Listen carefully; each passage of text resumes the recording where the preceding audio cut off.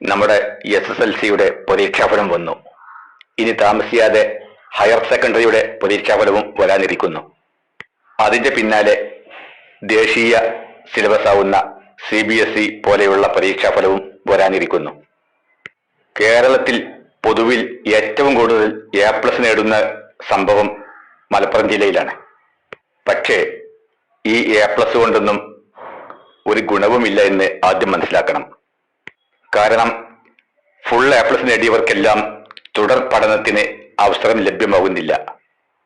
പ്രത്യേകിച്ച് ഹയർ സെക്കൻഡറിയുടെ പരീക്ഷാഫലം വന്നാൽ ഫുൾ A+ നേടി എന്നതുകൊണ്ട് തുടർ പഠനങ്ങൾക്ക് അവസരം ലഭ്യമാകണമെന്നില്ല.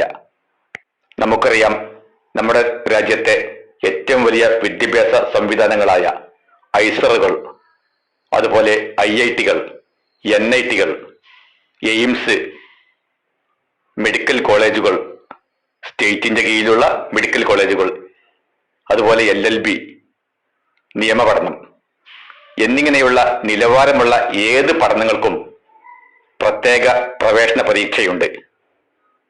എനിക്ക് ഫുൾ A+ നേടി എന്നതുകൊണ്ട് ഒരു IIT-യിലേക്കും അഡ്മിഷൻ ലഭിക്കില്ല, ഒരു ഐസറിലേക്കും പ്രവേശനം ലഭിക്കില്ല, ഒരു എയിംസിലും പ്രവേശനം ലഭിക്കില്ല, ഒരു ലോ കോളേജിലും പ്രവേശനം സാധ്യമല്ല, ഒരു കേന്ദ്ര സർവകലാശാലയുടെ കോളേജിലും പ്രവേശനം സാധ്യമല്ല. എല്ലാത്തിനും അതിൻ്റെതായ പ്രവേശന പരീക്ഷകൾ എഴുതണം. അതിൽ നിങ്ങളുടെ റാങ്ക് എത്രയാണോ അതിനനുസരിച്ചാണ് നിങ്ങളുടെ പ്രവേശന സാധ്യത. അതുകൊണ്ട് ഈ പരീക്ഷയിൽ ഒരു A+ നഷ്ടപ്പെട്ടതുകൊണ്ട് ദുഃഖിക്കുകയോ അല്ലെങ്കിൽ ഫുൾ A+ നേടിയത് കൊണ്ട് അമിതമായി സന്തോഷിക്കുകയോ ചെയ്യേണ്ട ആവശ്യമില്ല. ഓരോന്നിനും അതിൻ്റെതായ എൻട്രൻസ് എക്സാം, കോമ്പറ്റീറ്റീവ് രീതിയിലുള്ള പരീക്ഷ എഴുതി നിങ്ങളുടെ പെർഫോം അവിടെ തെളിയിക്കണം. എന്നാലും മലപ്പുറം ജില്ലയിലെ അമിതമായ A+നെ സംബന്ധിച്ചാണ് എനിക്ക് പറയാനുള്ളത്. എല്ലാ വർഷവും ഇങ്ങനെ മലപ്പുറം ജില്ലയിൽ ഈ വർഷം ഏകദേശം 12,000-ഓളം ഫുൾ A+ ആണ് മലപ്പുറം ജില്ലയിൽ നേടിയത്. സത്യത്തിൽ ഇതൊരു മലപ്പുറം സ്റ്റോറി തന്നെയാണ്. ഇതിന് ഒരു അറുതി വരുത്തണം, ഇതിനെ നിർത്തലാക്കണം.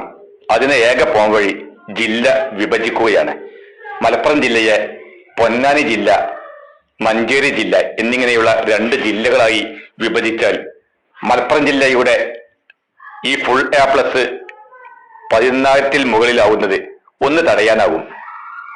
അങ്ങനെ തൊട്ടടുത്തുള്ള തൃശ്ശൂരോ എറണാകുളമോ അല്ലെങ്കിൽ തിരുവനന്തപുരമോ ആയേക്കും. തീരപ്രദേശമുള്ള കേരളത്തിലെ ഏറ്റവും വലിയ ജില്ല മലപ്പുറമാണ്. അത് വിഭജിക്കുക നിർബന്ധമാണ്. പാലക്കാട്, ഇടുക്കി എന്നിങ്ങനെയുള്ള മലയോര ജില്ലയല്ലാത്ത മറ്റൊരു ജില്ലയും മലപ്പുറം പോലെ വിശാലമല്ല. അതുകൊണ്ട് മലപ്പുറം ജില്ലക്കാരുടെ ഈ A+ ജിഹാദിനെതിരായിട്ട് അതിനെ നിർത്തലാക്കാൻ നമ്മുടെ കേന്ദ്ര ഗവൺമെന്റ് ജില്ലാ വിഭജനത്തിന് വേണ്ടി പച്ചക്കൊടി കാണിക്കണം.